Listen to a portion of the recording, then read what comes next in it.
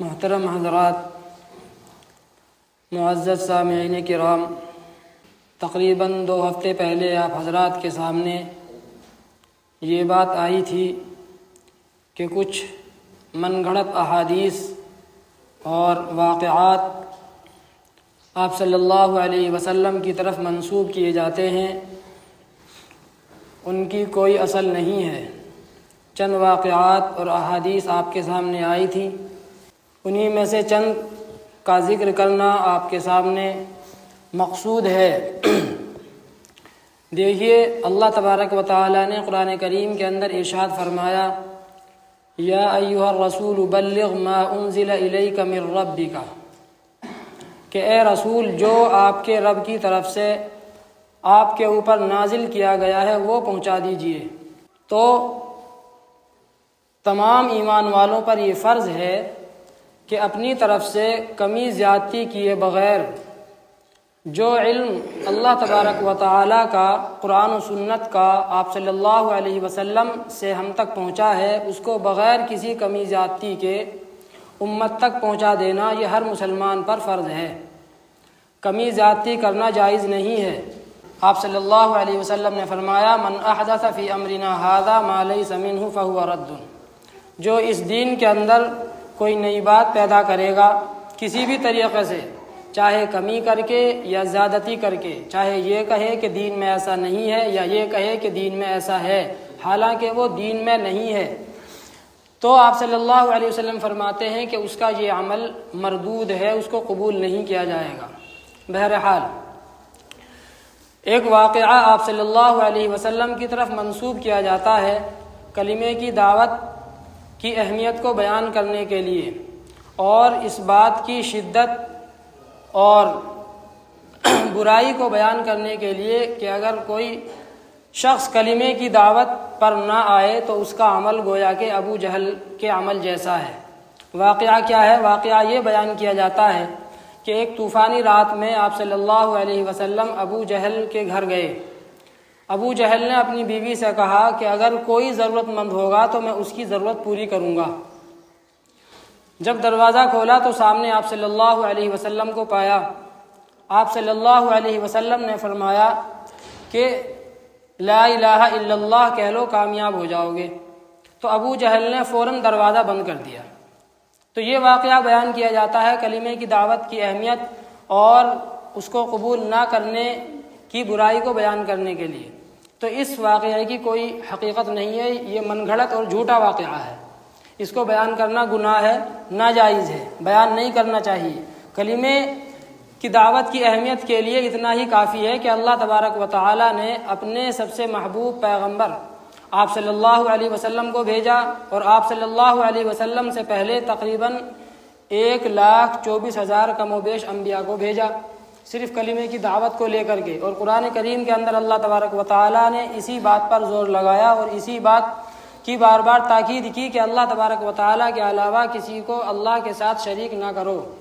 اللہ تبارک و تعالی ہی اس پوری کائنات کا خالق ہے، اللہ ہی اس دنیا کے اندر سب کچھ کرنے والے ہیں، اللہ تبارک و تعالی کی ذات کے علاوہ کچھ نہیں ہوتا۔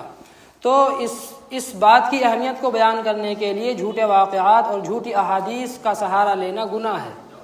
دوسرا واقعہ جو بہت مشہور ہے اور ہمارے درمیان جو ہے بہت ہی رائج ہے، وہ یہ ہے، آپ صلی اللہ علیہ وسلم کے اخلاق کو بیان کرنے کے لیے اور اچھے اخلاق کی اہمیت کو بیان کرنے کے لیے یہ واقعہ بیان کیا جاتا ہے کہ مکہ کے اندر ایک بوڑھی عورت تھی، اس نے یہ سنا کہ بنو ہاشم کے اندر ایک شخص نے نبوت کا دعویٰ کیا ہے، اور وہ ایسا جادوگر ہے نعوذ باللہ کہ جو بھی اس کی بات سنتا ہے وہ اسی کا ہو جاتا ہے، جو شخص اس سے ملتا ہے وہ اس کو اس کے باپ دادا کے دین سے پھیر دیتا ہے۔ تو اس نے یہ سوچا کہ کہیں میں اس کی بات سن لوں اور میں بھی اپنے باپ دادا کا دین چھوڑ دوں، تو اس سے اچھا ہے کہ میں یہ شہر ہی چھوڑ دوں، میں مکہ ہی چھوڑ دوں۔ چنانچہ اس نے اپنا سامان باندھا، اور باندھ کر کے اس نے سوچا کہ میں کسی جنگل میں چلی جاؤں۔ راستے پر بیٹھی ہوئی تھی، سامان وزنی تھا، اس راستے سے آپ صلی اللہ علیہ وسلم کا گزر ہوا۔ آپ صلی اللہ علیہ وسلم نے دیکھا کہ ایک بڑھیا بیٹھی ہوئی ہے اور سامان اس کے ساتھ میں کافی ہے۔ آپ نے معلوم کیا کہ اے اماں آپ کو کہاں جانا ہے؟ بڑھیا نے کہا کہ میں یہ شہر چھوڑنا چاہتی ہوں اور جنگل میں جانا چاہتی ہوں۔ آپ صلی اللہ علیہ وسلم نے اس کا سامان اٹھا لیا اور اس بڑھیا کو لے کر کے جنگل میں گئے۔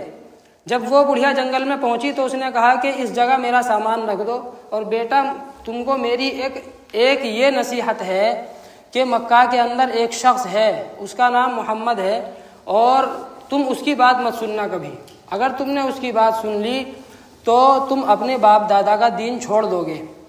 آپ صلی اللہ علیہ وسلم مسکرائے اور اس نے پھر معلوم کیا کہ بیٹا تم اپنا تعارف تو کرا دو، اپنا نام تو بتا دو، تم کس خاندان کے ہو، کس کے بیٹے ہو، تمہارے اتنے اچھے اخلاق ہیں، تم نے مجھے یہاں تک پہنچایا، بتلاؤ ذرا اپنا نام۔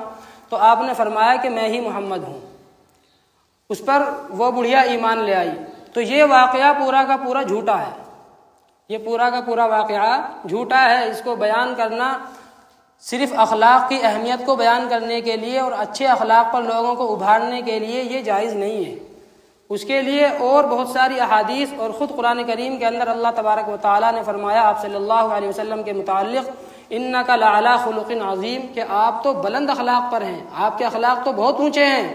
خود جو ہے اللہ تبارک و تعالیٰ نے آپ صلی اللہ علیہ وسلم کے اخلاق کی تعریف بیان فرمائی، اور آپ صلی اللہ علیہ وسلم نے فرمایا کہ تم میں سب سے بہترین وہ ہے کہ جس کے اخلاق سب سے اچھے ہوں، جس کے اخلاق سب سے اچھے ہوں وہ تم میں سب سے بہترین ہے۔ تو دیگر احادیث جو صحیح ہیں ان کے ہوتے ہوئے جھوٹے اور من گھڑت واقعات کا سہارا لینا، جھوٹی جو ہے احادیث کا سہارا لینا یہ جائز نہیں ہے۔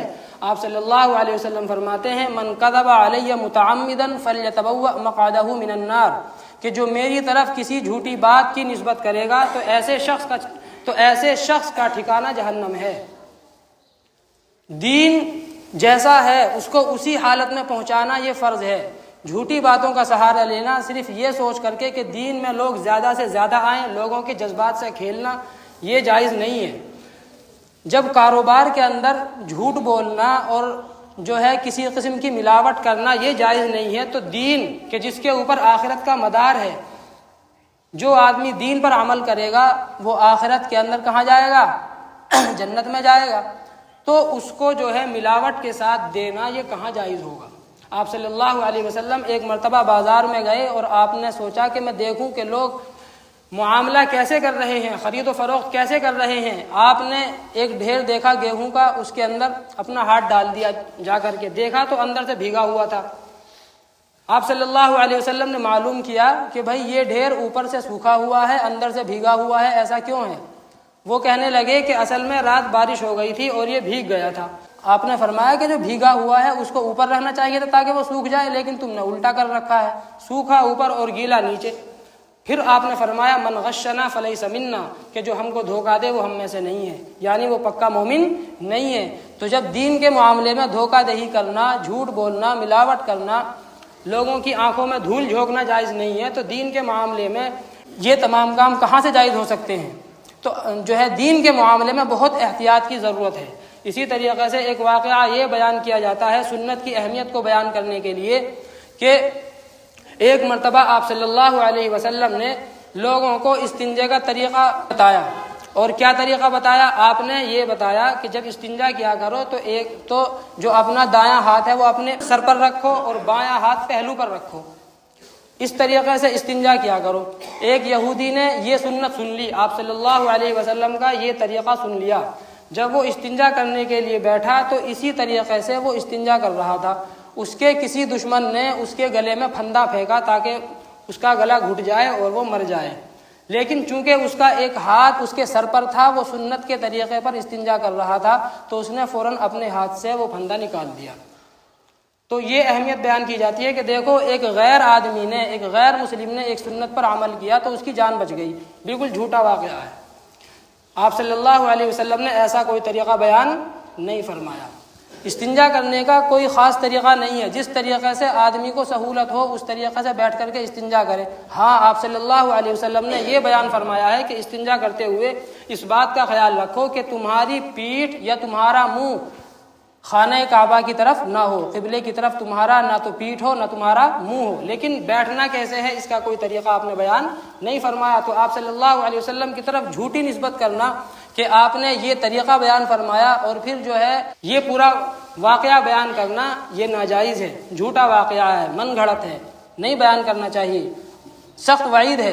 اسی طریقے سے ایک واقعہ یہ بیان کیا جاتا ہے آپ صلی اللہ علیہ وسلم کے اخلاق کو بیان کرتے ہوئے کہ ایک عورت تھی مکہ کے اندر جو آپ کے راستے میں کوڑا ڈالا کرتی تھی اور کانٹے بچھایا کرتی تھی۔ آپ صلی اللہ علیہ وسلم اس راستے سے جب جاتے تو وہ آپ کے راستے میں کوڑا ڈال دیتی تھی۔ ایک دن آپ صلی اللہ علیہ وسلم جا رہے تھے تو راستے میں نہ تو کانٹے تھے اور نہ اس نے جو ہے کوئی کوڑا ڈالا، تو آپ صلی اللہ علیہ وسلم کو بہت حیرت ہوئی اور آپ نے معلوم کیا کہ آخر کیا وجہ ہے کہ آج جو ہے وہ عورت یہاں پر نہیں ہے، تو لوگوں نے کہا کہ وہ بیمار ہے۔ تو آپ صلی اللہ علیہ وسلم اس کے گھر گئے اور جا کر کے حال احوال دریافت کیا۔ جب اس نے یہ حال دیکھا کہ میں تو آپ کے راستے میں روزانہ کانٹے بچھایا کرتی تھی لیکن اس کے باوجود آپ میرے گھر تشریف لائے، اس کی وجہ سے اس عورت نے ایمان قبول کر لیا۔ تو یہ جھوٹا واقعہ ہے، من گھڑت واقعہ ہے، صرف آپ صلی اللہ علیہ وسلم کے اخلاق دکھانے کے لیے جھوٹی باتیں گھڑنا جائز نہیں ہے۔ آپ صلی اللہ علیہ وسلم کے اخلاق کی تعریف تو خود اللہ تبارک و تعالیٰ نے فرمائی ہے، انک لعلی خلق عظیم۔ تو یہ تمام باتیں جائز نہیں ہے، اس طریقے کے واقعات بیان کرنا جائز نہیں ہے۔ دین پورا محفوظ ہے، اللہ تبارک و تعالیٰ نے اس دین کی حفاظت کا خود ذمہ لیا ہے۔ فرمایا اللہ تبارک و تعالیٰ نے انا نحن نزلنا الذکر وانا لہ لحافظون، کہ ہم نے ہی قرآن کریم کو نازل کیا ہے اور ہم ہی اس کی حفاظت کریں گے۔ تو جس طریقے سے قرآن کریم کے الفاظ یہ تمام کے تمام محفوظ ہیں، اسی طریقے سے وہ تمام معانی اور وہ تمام تشریحات جو آپ صلی اللہ علیہ وسلم سے منقول ہیں، چاہے آپ صلی اللہ علیہ وسلم کے عمل کے ذریعے یا آپ کے فعل کے ذریعے یا آپ کے قول کے ذریعے، کسی بھی طریقے سے وہ ساری کی ساری محفوظ ہیں، اور ہر زمانے میں ایسے علماء موجود رہیں گے جو اس دین کی حفاظت کرتے رہیں گے۔ فرمایا آپ صلی اللہ علیہ وسلم نے یحمل هذا العلم من كل خلف عدوله ينفون عنه تحریف الغالین وانتحال المبطلین وتاویل الجاہلین۔ آپ صلی اللہ علیہ وسلم فرماتے ہیں کہ ہر زمانے میں اس علم دین کو ایسے عادل علماء حاصل کرتے رہیں گے جو غلو کرنے والوں کی تحریفات کو دور کریں گے، انتحال المبطلین اہل باطل کی جھوٹی نسبتوں کو دور کریں گے، وتاویل الجاہلین اور جاہلوں کی غلط تعویلات کو دور کریں گے۔ جو دین کے اندر لوگ غلو کرتے ہیں اور غلط تعویلات کرتے ہیں، غلط مطلب بیان کرتے ہیں، ان کی باتوں کی تردید کریں گے۔ ہر زمانے کے اندر ایسے علماء موجود رہیں گے۔ بہرحال مقصد کہنے کا یہ ہے کہ دین کے معاملے میں بہت احتیاط کی ضرورت ہے۔ کوئی بھی بات آدمی جو ہے کسی دوسرے تک پہنچائے تو اس کے بارے میں پوری تحقیق کر لے کہ آیا یہ دین میں ہے یا نہیں ہے، ورنہ تو جیسے کہ دین کو پہنچانا ثواب ہے، اسی طریقے سے غلط دین کو پہنچانا گناہ بھی ہے۔ اللہ تبارک و تعالی ہم سب کو عمل کی توفیق عطا فرمائے۔ وآخر دعوانا الحمد للہ رب العالمین۔